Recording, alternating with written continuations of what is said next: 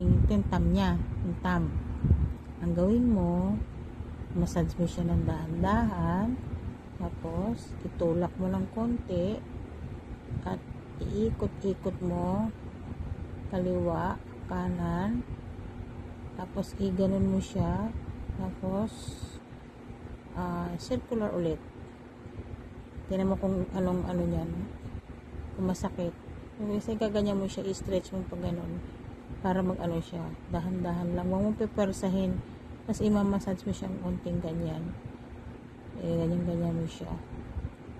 ikot, pag ganon mo yung thumb niya, kung ano yan, kung masakit ba, kasi depende kung maga, hindi mo pwedeng massage muna, pag halimbawa ganyan, masakit ang thumb, ano mo siya, ganon mo yung thumb, ganon mo muna, tapos circular, kasi ina mo yung pagitan ng kanyang dito, yung kanyang pagitan ng thumb, ganyan mo, stretch, baltak, tapos push, ganyan, tapos ganyan, baltak, tapos ganyan, kung subukan mo lang kung gagana, ganyan mo lang ganyan, basta ibaltak mo, circular friction, ikot, tapos baltak, wag